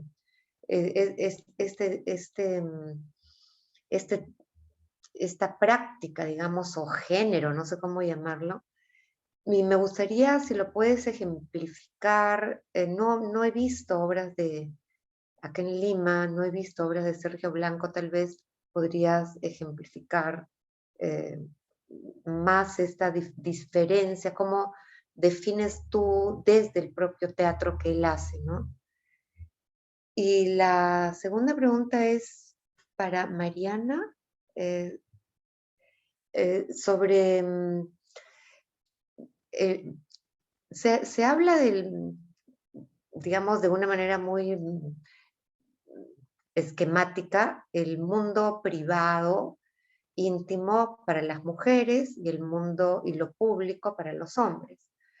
Entonces, las mujeres en la línea tradicional escriben de sí mismas y los hombres escriben, creo que en la otra mesa se hablaba de la historia con H mayúscula, ¿no? Y las mujeres de lo pequeño, de lo íntimo, lo que no tiene... pero ese era como, digamos, del 19, 20, ¿no? ¿Qué pasa con Wiener, no? en el caso de ella, o de otras cronistas también que tú trabajas, eso íntimo ya no tiene esa marca de lo discreto, simplemente como podría pensarse en la escritura femenina más, en los términos más convencionales. Por ahí, no sé. Gracias. Empiezo yo, ¿no? Porque primero me preguntaron a mí. Bueno, gracias Giovanna por la pregunta. Sí, yo creo que, claro, a veces el autor, o sea, Sergio Blanco, creo que un poco lúdicamente, sí, creo que pretende simplificar lo que hace, ¿no? Pero trato de, o sea, a ver, hay un juego que plantea, ¿no? O sea, creo que también lo interesante es poner en relación el propio trabajo reflexivo que él hace sobre su práctica teatral o autoficcional y sus propios textos, ¿no? Entonces, claro, tiene bastante material donde él ensaya, ¿no? Alguna definición o algo, y siempre, bueno, empieza diciendo que es incapaz de hacerlo, que piensa que nunca lo iba a poder hacer, y todos esos tópicos, ¿no? Y luego se despacha con un tratado, ¿no? Entonces, pero bueno, claro, es interesante porque él plantea que su trabajo se basa en un pacto de mentira, ¿no? Es decir, jugando un poquito con la idea del pacto de verdad que estaría en la autobiografía. Él señala que en sus autoficciones él establece un pacto de mentira donde abiertamente nos propone ser engañados y que nunca vamos a poder descubrir, ¿no? O sea, qué tanto hay de algo real y qué tanto hay de algo, o sea, qué tanto hay de una exhibición de cosas reales y cuáles son simplemente transformaciones que está haciendo, ¿no? Y que en eso también hay un placer de parte del espectador o de cierto tipo de espectador, ¿no? Entonces, creo que parte de ese juego, pero busca darle un sentido que es interesante, porque claro, constantemente siempre se pregunta, y los personajes que lo representan siempre se preguntan, si no es un acto de exhibicionismo, de vanidad, o sea, todo esto que está haciendo, porque claro, sí, y claro, y ahí viene toda esta reflexión que yo le he puesto muy de pasadita nada más en lo que he dicho, ¿no? O sea, porque no era el objeto central, ¿no? O sea, donde el propósito de su autoficción es justamente buscar que lo quieran, ¿no? Es decir, y tratar de encontrarse a sí mismo en esta exploración donde acoge la ficción y lo real como parte de la búsqueda para dar con el otro, ¿no? Pero claro, eso tiene que aquel otro con el que va a dar también es el mismo. Entonces, claro, en realidad en la ira de Narciso eso está muy complejizado, ¿no? O sea, porque bajo la imagen, ¿no? O sea, de este Narciso que se mira en las aguas, ¿no? O sea, aquella versión, o sea, no tan conocida, en la cual Narciso tuvo una hermana melliza, ¿no? O sea, y cuando se mira en el espejo, él cree estar mirando a la hermana. Entonces, pero claro, está este juego, ¿no? O sea, donde objetivamente se está viendo a sí mismo, pero para él está viendo a la hermana. Entonces, en realidad es este juego de buscarse, ¿no? Y de creer estar viendo a otro, pero en realidad estar viéndose a uno mismo. Entonces, con todos estos juegos de espejos, es que él empieza a trabajar en la autoficción, y cada vez es más y más enrevesado, ¿no? El trabajo, ¿no? A mí lo que me parecía interesante justamente era que uno podría creer, ¿no? O sea, desde una primera aproximación a la autoficción, que cuando se da esta correspondencia perfecta, ¿no? O sea, entre que el autor, el dramaturgo, el actor y el personaje, la autoficción va a funcionar de una manera más redonda. Sin embargo, lo que me parece interesante es que son las autoficciones de Sergio Blanco donde él no está en el escenario, donde por el juego metateatral todo se vuelve mucho más problemático y complejo, ¿no? Es decir, justamente en la ira de Narciso, donde Gabriel Calderón, el actor real, o sea, interpreta tanto a sí mismo como a Sergio Blanco, es donde creo que terminamos más desestabilizados, porque todo es puesto más en suspenso y en duda. Entonces, creo que es un poco por ahí, ¿no? Es decir, quizás lo intenta plantear como algo tan sencillo, ¿no? O sea, incluso él mismo cita, la misma cita de Borges que yo comentaba, ¿no? O sea, como el principio que organizaría todo el teatro y su teatro, pero claro, ya en esa máxima, o sea, está abierta esa posibilidad, ¿no? O sea, de esta invitación a suspender nuestra incredulidad, pero también, por lo tanto, dejarnos engañar. Pero claro, la vuelta es a ser conscientes de que nos vamos a dejar engañar, ¿no? Entonces, la propia convención del teatro, que funciona así, de pronto es como que se la apropia para un juego donde está esta posibilidad, ¿no? Sí, o sea, yo, o sea, si me permiten, o sea, hubo algo que no leí, o sea, por ejemplo, ¿no? O sea, que es un momento inicial de la ira de Narciso, que puede un poquito dar también algo de luces sobre esto, que es en el prólogo, cuando la obra empieza, ¿no? O sea, y entra el actor, ¿no? O sea, que es Gabriel Calderón, ¿no? Y dice lo siguiente, ¿no? O sea, dice, antes de empezar, quisiera dejar una cosa en claro. Yo no soy Sergio Blanco. Mi nombre es Gabriel Calderón. Es decir, que esto que ustedes están viendo no es Sergio Blanco. O mejor dicho, este que está aquí no es Sergio Blanco, sino Gabriel Calderón. Yo voy a hacer todo lo posible para parecerme a él, para ser él, bueno, no precisamente el Sergio, sino su personaje, es decir, el personaje de Sergio. Voy a hacer entonces el esfuerzo de ser él y les ruego a todos ustedes que también hagan el esfuerzo de creer que soy él. De alguna manera está jugando ahí con la cita de Borges, ¿no? O sea, que la está reelaborando, ¿no? Y a partir de ahí, claro, es interesante porque, claro, hay una convención, porque estamos viendo a Gabriel Calderón, y Gabriel Calderón no se parece a Sergio Blanco físicamente, entonces, pero dice que es Sergio Blanco, y en ese momento asumimos que es Sergio Blanco, ¿no? Pero luego se vuelve Gabriel Calderón. Entonces, claro, nos someten, o sea, realmente al límite, ¿no? De esta suspensión de la incredulidad, y de pronto, bueno, ser conscientes de, ¿no? Ahora, claro, todo esto funciona bastante bien cuando uno cae en el juego, ¿no? O sea, yo recuerdo cuando hubo una puesta en escena aquí en Lima de Tebas Land, que es una obra anterior, ¿no? Y claro, cuando tú sabías que el actor que estaba ahí era un actor conocido, ¿no? Ya no funcionaba, ¿no? O sea, porque ya no te creías que podía ser el preso que estaba en la cárcel y que estaba en el juego, y que de repente trajeron al preso de verdad y lo han puesto en el escenario, ¿no?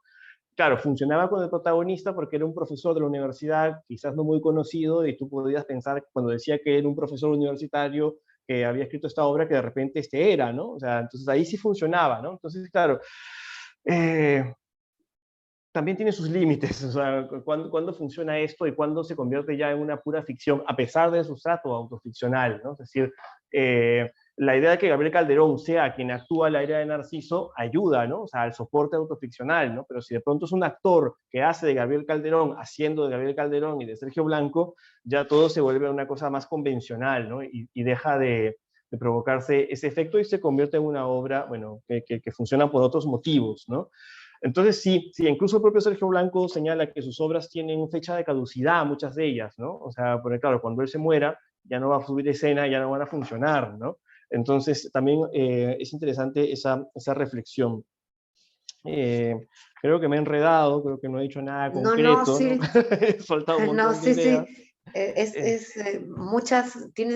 Tiene muchas capas, ¿no? Entonces, de eso se Sí. trata, es como lo de la máscara, ¿no? ¿Qué hay detrás de la máscara? Otra máscara. Claro, es eso, ¿no? O sea, es aceptar que detrás hay otra y otra y otra, y que somos todo eso, ¿no? Sí, y bueno, solo para terminar esto, también una cita que valdría la pena comentar, ¿no? Que es en otra pieza de Sergio Blanco que se llama El Bramido de Düsseldorf, donde cuenta la muerte de su padre. Lo mata en muchas obras, ¿ah? Está perfectamente vivo el padre, ¿ah? Bueno, pero esta tiene como tema central la muerte del padre, ¿no? Y también en la captatio, con la que se abre la obra, la actriz Soledad Frugone da quizás una definición muy interesante de lo que es la autoficción para Sergio Blanco. Creo que, bueno, con esto lo puedo dejar ahí y la comparto, ¿no? Empieza el personaje Soledad Frugone diciendo: Sergio es un dramaturgo que vive en París, que desde hace años escribe obras como estas, que son autoficciones. Él las define como un cruce entre relatos reales y relatos ficticios. Muy seguido, Sergio dice que la autoficción es el lado oscuro de la autobiografía, y que ahí, en donde hay un pacto de verdad, como es el caso de la autobiografía, en la autoficción hay un pacto de mentira. En varias de sus conferencias donde habla de la autoficción, muchas veces escuché decir esto, que creo que es algo que define a Sergio. No escribo sobre mí porque me quiera a mí mismo, sino porque quiero que me quieran. Y con esto además, él inicia un ensayo, ¿no? Que se llama Yo no soy yo, donde reflexiona sobre su poética autoficcional, porque propone que ahí, ¿no? En ese pequeño fragmento están todos los elementos que definen su poética, ¿no? Es decir, aquello del cruce indistinguible entre lo real y lo ficcional, el pacto de mentira y esta necesidad de búsqueda de afecto que guiaría toda su empresa autoficcional. Muy bien. Bueno, Perfecto, gracias. Eso es lo que podría comentar. Muy bien, Mariana, ¿quieres contestar Gracias. la pregunta? Y Sí. también hay una pregunta en el chat para Ana María, Juliana y Mariana también. No sé si la van leyendo Bien. mientras Mariana contesta. Adelante. Sí, yo quiero contestar las dos porque la leí también a la pregunta. Quizás empiezo por esta, antes de que, por esta que está en el chat, porque bueno, no pude explicar, digamos, o dar cuenta de muchas de las, digamos, de la trayectoria, ¿no? de Gabriela Wiener, pero para el que la conozca sabe que Wiener hoy en día pertenece también a ese movimiento, ¿no? Y en esto estoy contestando un poco esta pregunta que es llamado del post-porno, ¿no? El que ha seguido un poco el trayecto de Wiener, yo no tomé, digamos, una de las obras más performáticas de Wiener en relación al sexo, pero, digamos, Wiener en distintas entrevistas, si bien por eso yo decía, en su obra no tiene, digamos, quizás no da explícitamente cuenta algunas veces de su posición política, ella ha aceptado, digamos, y lo ha dicho en muchas ocasiones, que adopta una posición política en relación a, sobre todo a la mujer y la mujer en relación a esta idea de hoy cómo se lleva a cabo, cómo se actúa el sexo, ¿no? Por eso es que, bueno, estas corrientes que se llaman del post-porno, que están en España, Gabriela Wiener hace muchísimo que radica en Barcelona, y en París también, dan cuenta de las nuevas relaciones, digamos, no del porno como se lo ha visto tradicionalmente, que es el porno machista, o que hay un contenido ahí machista, sino esta nueva idea de que la mujer se relaciona con el sexo de otra manera y puede, por eso es post-porno, ¿no? Entonces, yo creo que Wiener sí, de alguna manera, se aúna a esa corriente, no sé si explícitamente las obras de ella refuerzan de alguna manera la militancia, ¿no? de ella en ese sentido, no sé si es que producen exactamente un cambio, pero creo que de alguna manera sí es leída y es seguida por... de hecho, Wiener también practica el poliamor y es, digamos, en eso lo aceptó también de esa manera. Hace muy poco publicó un nuevo libro que yo todavía no ha llegado aquí, pero que da cuenta también de, digamos, es una especie de donde ella vuelve a sus raíces, ¿no? Y una crítica de su propia familia, de sus ascendientes, a partir, bueno, también como un texto confesional. Bueno, hay muchas cosas, o sea, ella sí asume de alguna manera una militancia, y yo no sé si la obra es la que logra, digamos, socavar algo, pero sí que contribuye de alguna manera a reforzar lo que ella milita, ¿no? O las posiciones que ella milita, ¿no? Y con respecto a lo que me decía Giovanna, preguntaba acerca de lo íntimo. Sabemos que a principios de siglo, sí, lo íntimo era de alguna manera, del siglo XX hablo, ¿no? Asociado a ese mundo privado, ¿no? de la mujer. Y entonces, qué sé yo, pienso en escritoras como Virginia Woolf, ¿no? Con un cuarto propio y demás, donde teníamos como esa idea. Ahora lo íntimo se ubica de otra manera, por eso yo lo ubiqué, digamos, en este comienzo del siglo XXI, creo que lo podemos pensar en ese ámbito donde las emociones están en el espacio público, ¿no? Las emociones aparecen espectacularizadas, es decir, se muestran, porque antes todo lo que era emotivo y demás se lo reservaba un espacio privado y en ese espacio privado era un espacio particularmente, ¿no es cierto?, de la mujer.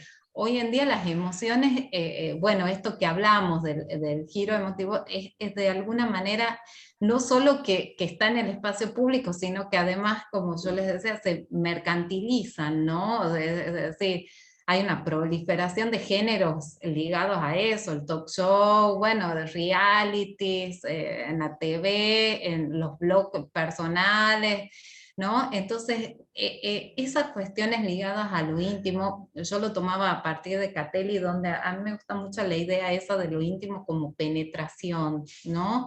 Porque hay una especie de violencia en abrir la intimidad hacia el otro o hacia uno mismo, una violencia simbólica, ¿no? Donde el otro también penetra en esto, hay subjetividad, digamos, es abrir mi subjetividad, pero una subjetividad que también es abierta desde un otro, ¿no?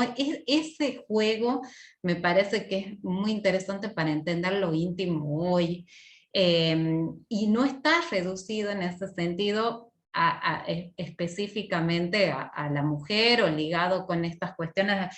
Bueno, hay un montón de hecho, Gorodischer, que es el que habla de crónicas de la intimidad, él publicó un libro en el 2018 que es producto de su tesis doctoral, donde recoge, digamos, crónicas de lo íntimo que no son solo de mujeres, sino son de hombres. Por ejemplo, Alan Pauls, ahí aparece un relato y lo íntimo hoy está relacionado, ¿no?, con esta idea del relato familiar, de cuestiones en relación con el cuerpo, con el sexo, ¿no?, y el cuerpo, y ya no corresponde a un universo estrictamente femenino desde mi perspectiva, ¿no?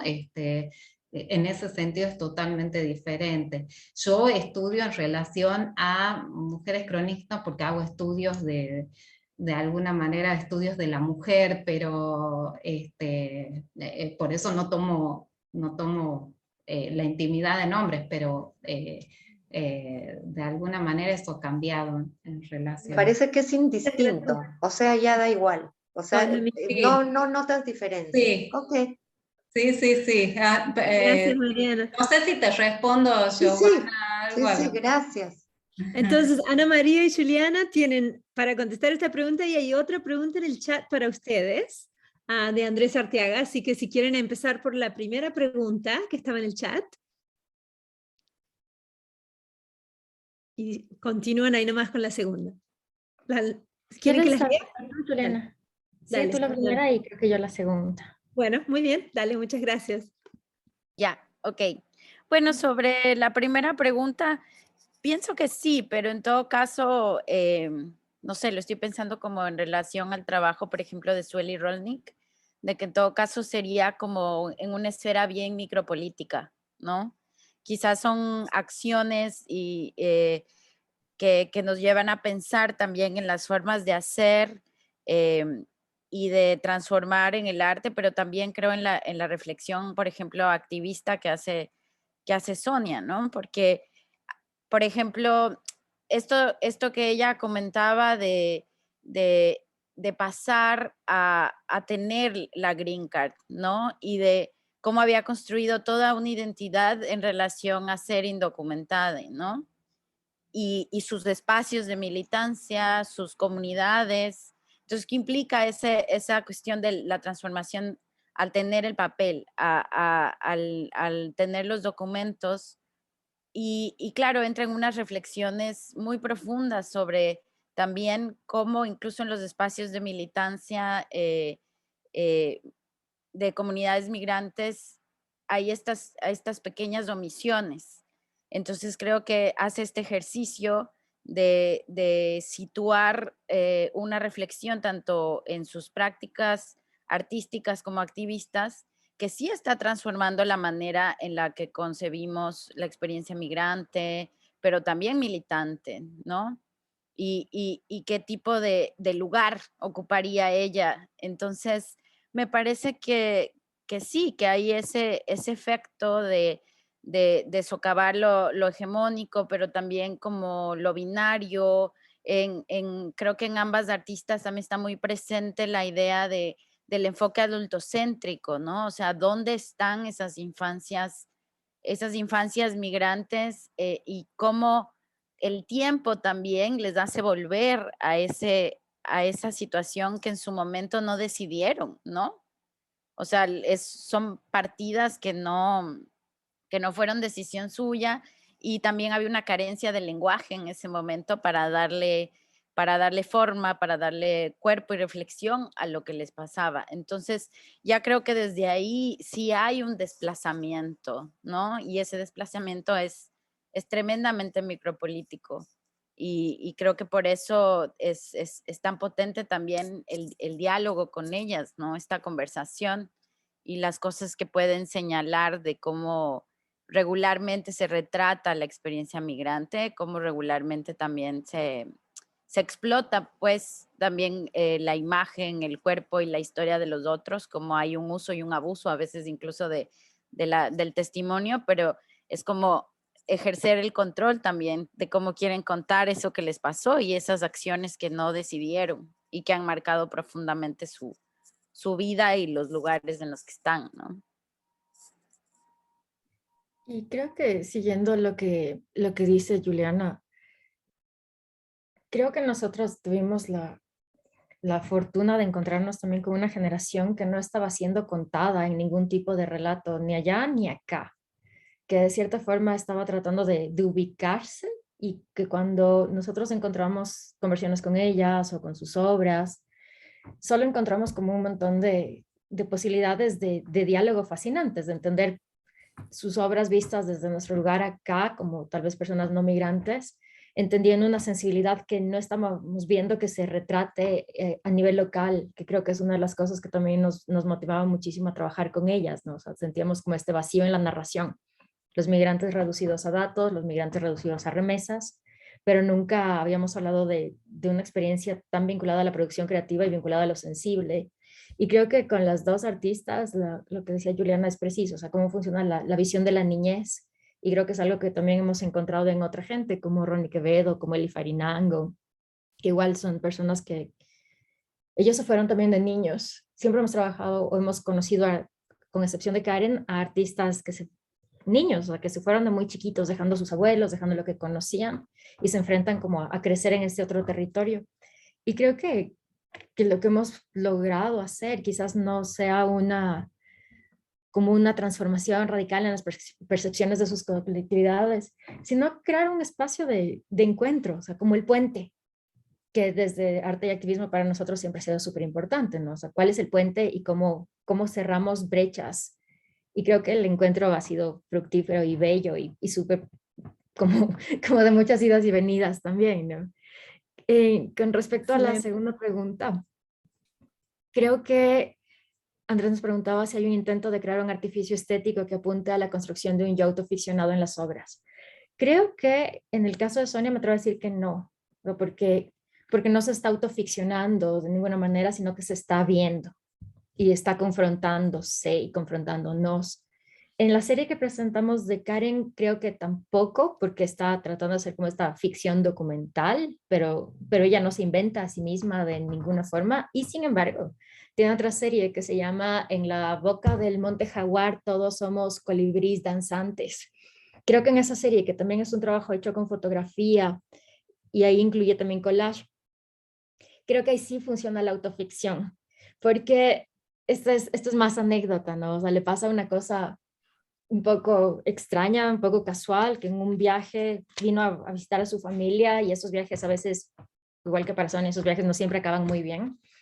Y en el camino de regreso estaba viajando en un bus y el bus se dañó y ella estaba sentada junto con una señora de una comunidad indígena. Y de alguna forma hacen un gran clic, y esta señora es como su segunda mamá adoptiva, y ella empieza a desarrollar como un vínculo familiar con una comunidad indígena que la acoge, o sea, ella termina por nunca volver a Quito, sino que se quedó en la comunidad. Y hacen juntos esta serie del Colibrí Danzante, donde hay muchísima ficción, o sea, muchísimo juego de inventar personajes, de inventar tradiciones, que también es bonita en la medida en la que nos hace pensar en cómo es esto de ser ecuatorianos a larga distancia, o sea, crecer con una idea de tradiciones, una idea de raíces y luego ficcionarlas a voluntad y jugar con esta comunidad también a hacer reales los relatos de la comunidad. Entonces junta dos cosas, como la visión de Karen de estar experimentando qué es esto, qué es ser de aquí, más lo que la comunidad logra con ella, que es poner en escena historias. Entonces juntan las dos y tienen unas escenas bellísimas, súper raras y bien fantásticas, donde claro, o sea, participa la comunidad, participa ella y actúan roles. Entonces es como una ficción colectiva que va mezclando tradición, relato popular y mucho de lo que se les antoja. Creo que funciona más bien en esa otra serie. Les voy a poner en el chat para que puedan verla, les pongo el link. Gracias. Muy bien. Andrés, ¿quieres agregar algo más? No, sino que, que es un poco raro eso que no puede uno ni activar la cámara ni el micrófono, pero está bien, está muy bien la respuesta, Ana María, mil gracias, porque sí me llamaba un poco la atención. Como no conozco la obra de ninguna de estas dos artistas, entonces me llamaba la atención sobre los artificios que crean estéticamente o plásticamente, digamos, para hablar de esa ficcionalización del yo, ¿no? Como migrantes, como ecuatorianas afuera del Ecuador, ¿no? Mil gracias a las dos. Muy bien, gracias Andrés. Y también creo que Nora quería agregar algo a su primera pregunta. Perdón, Nora, se nos pasó por alto en el chat que era tuya la pregunta. A ver.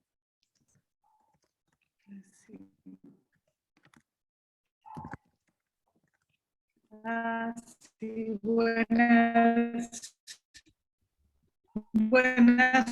tardes. Sigo con mi internet inestable, pero los he alcanzado a escuchar. Creo que les escuché decir, en la hablaban de un lugar intermedio, ¿no? E incluso creo que citaron a Omi Baba. Me hace recordar un poco la experiencia de una autora puertorriqueña que se llama Esmeralda Santiago. Sí, entonces vi muchos vínculos, ese estar aquí y allá y estar como en ese espacio intermedio, pero claro, estamos hablando de generaciones diferentes, entonces lo impactante que puede ser la narración de Esmeralda Santiago, ¿sí? Cuando uno la lee, creo que se traduce muy bellamente en esas imágenes de Karen Miranda y Sonia Villanzaca. Entonces, quería darles las gracias por permitirnos conocer estas autoras y también quería preguntarle a Juliana, porque cuando yo preguntaba si de alguna manera con todo el trabajo de estas artistas se lograba socavar esa hegemonía, ¿sí? De los cuerpos delgados, de los cuerpos rubios, de los cuerpos canónicos o de las identidades sexuales heteronormativas. Si nos pudieras ilustrar de qué manera ves tú que con este trabajo tan innovador estas artistas logran como socavar, no sé, con cosas concretas. Creo que te referías a que influían, pero en grupos pequeños. Y muy enterados y muy comprometidos con esta causa. No sé si con la gran colectividad, como he leído, y ahí la pregunta va para Mariana, que pretende Winner, porque he escuchado en diferentes entrevistas y en algunos podcasts, como el que hace Daniela Alarcón en Radio Ambulante, donde ella habla de la fealdad, como desde una perspectiva muy íntima, ¿sí? Nos habla del trauma qué ha significado para ella soportar el bullying en la escuela porque su forma no es curvilínea, por el color de su piel, por sus rasgos indígenas. Entonces, estoy de acuerdo contigo cuando dices que a veces no parece políticamente comprendida, otras veces la he escuchado decir que se atreve a vivir todo tipo de experiencias para contarlas desde su perspectiva personal y de alguna manera influir en la colectividad. ¿Sí? Sería como eso.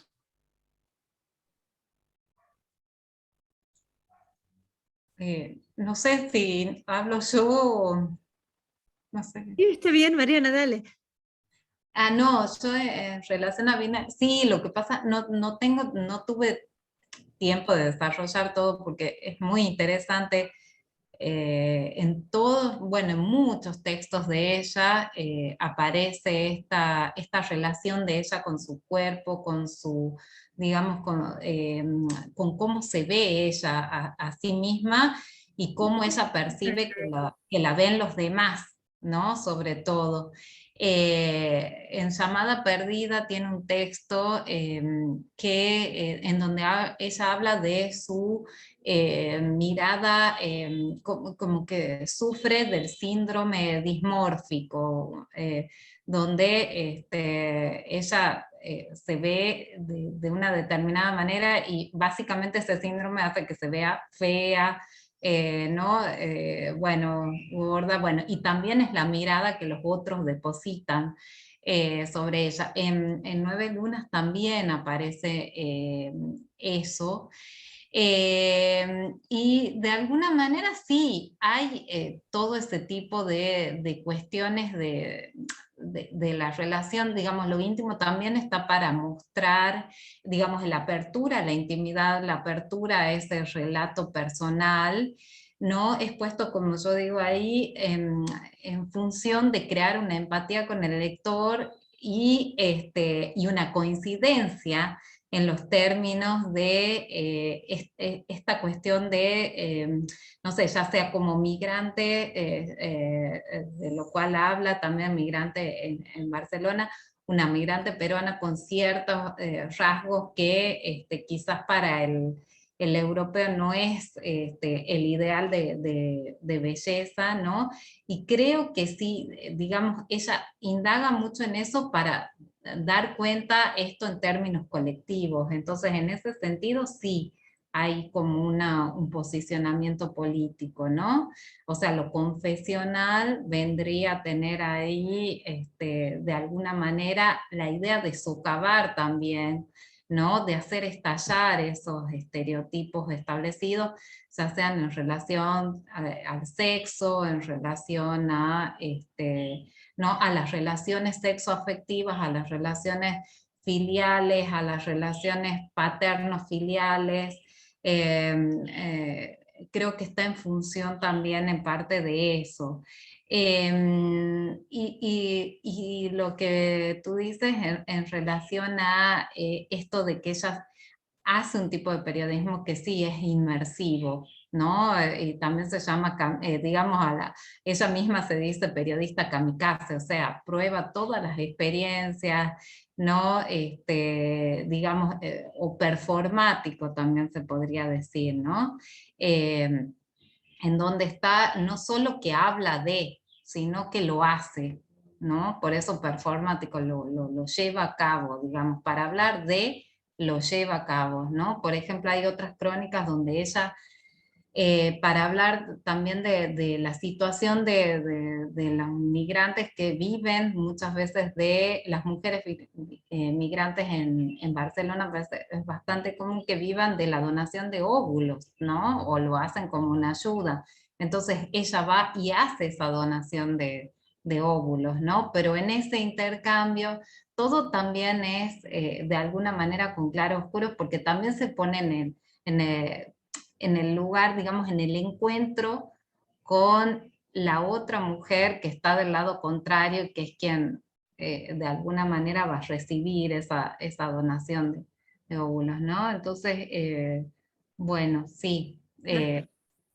Está toda esta idea performática en Wiener y eso de alguna manera sí puede tener un sentido político, aunque no aparezca explícitamente, ¿no?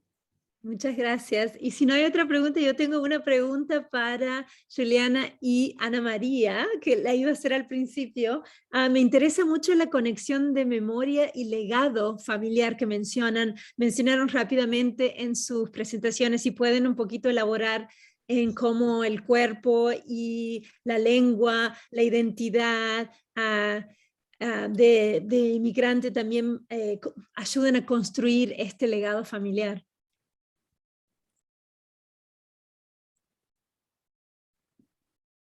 ¿Empiezo? A ver, yo, Karen y tú, Sonia. Creo que es el canal de conexión finalmente, ¿no? O sea, pensar en que sus mamás, sus papás son como esos primeros encuentros con una, en el caso de Karen, creo, sobre todo porque ella ya no nació en Ecuador, sino que nace en Estados Unidos, son como su encuentro con una idea de territorio. Entonces, todo lo que ella asumía de niña, que era ser ecuatoriano, que era el Ecuador, parte de la transmisión oral de sus papás. Entonces, creo que en las obras de ella eso es como el primer canal donde ella encuentra un ancla y dice, a ver, esto es ese país de allá, porque finalmente ella está como en esta zona también gris de los niños migrantes, donde su capacidad de hablar inglés no es tan fluida como la de sus compañeros de clase, el idioma le separa, pero cuando ella viene buscando anclas, y la ancla es materna. Entonces llega acá y su familia materna la recibe, son las tías abuelas, es la abuela, son quienes construyen para ella una idea de, de territorio, sobre todo una idea de afecto, porque claro, o sea, creo que también la visión hegemónica sobre la migración nos hace pensar que hay una idea de patria, nación, himno, tradiciones que se encarnan por arte de magia y que de alguna forma ellos los van a asumir o que van a ser importantes. Finalmente eso no es importante para nada. Es como lo que nos van cargando encima, envueltos en la bandera. Pero más allá de eso, hay unas otras experiencias que constituyen una idea de identidad, que para Karen es una identidad mezcladísima, o sea, de lo que vive, lo que le cuentan, lo que se le antoja y cómo ella va constituyéndose y creciendo con eso. Esta serie de historias bravas es bella en esa medida, ¿no? O sea, son fotos de cosas que vivió, pero no se fotografiaron. Entonces, es igual, otra vez, su propia interpretación de esos momentos de que le hacen una limpia, que se acuesta con la tía abuela, que hace empanadas, hacer mucho de tarea doméstica, que sabemos además que eso es parte de lo que a veces aprendemos en los espacios familiares, ¿no? Y luego replicas en tus propios espacios familiares, la cocina, las tradiciones, y ella medio que las vive, pero al mismo tiempo unas sí, unas no, y luego las vuelve a hacer. Entonces creo que ahí está como ese gusto por pensar en la memoria real, entre comillas, con su memoria ficticia, Y con el performativa. legado. Exacto, o sea, totalmente performativa, ¿no? O sea, esa puesta en acción, es enunciar y luego enunciar la existencia del pasado para crearlo de alguna forma, ¿no? Sí, creo que va por ese lado. Creo que el caso de Sonia que nos puede contar Juliana es distinto, porque claro, ella sí nace aquí y ella se va. Pero respecto a lo del el legado familiar y el parentesco, también claro, para Sonia es difícil porque sus papás se van cuando ella nace, ella queda al cuidado de sus abuelos paternos, que también son la conexión más potente con su como descendiente, como Quichua Cañari, ¿no? Y luego, pues la migración es esa ruptura de esa relación, y la ausencia de papeles pues imposibilita el regreso, y ella trabaja mucho en su poesía con la presencia de sus abuelos, los que se quedaron, ¿no? Entonces hasta cierto punto intenta generar las conexiones con esa historia, y también imagina nuevas posibilidades, y creo que de parentesco, ¿no? También son unas relaciones de parentesco mucho más complejas. Cuando sus abuelos mueren, ella no puede regresar, entonces también hay esta cuestión de la pérdida y ese dolor, pero que en la poesía aparecen recreados una y otra vez, o sea, y un poco imaginados también. Y también en el día a día ella tiene unos gestos que intentan un poco seguir seguir con esa conexión, con no permitir que haya esa ruptura, ¿no?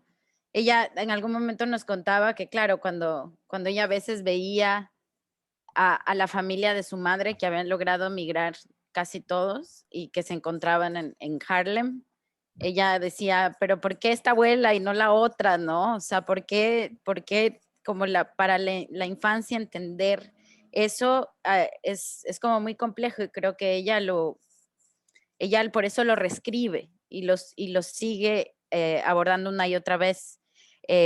Les voy a dejar igual en el chat el episodio que le hicimos en Crónicas del Borde para que también le escuchen hablar sobre estos temas, porque ahí también creo que hay un poema que se llama Glory y que apuntaba un poco a lo que decía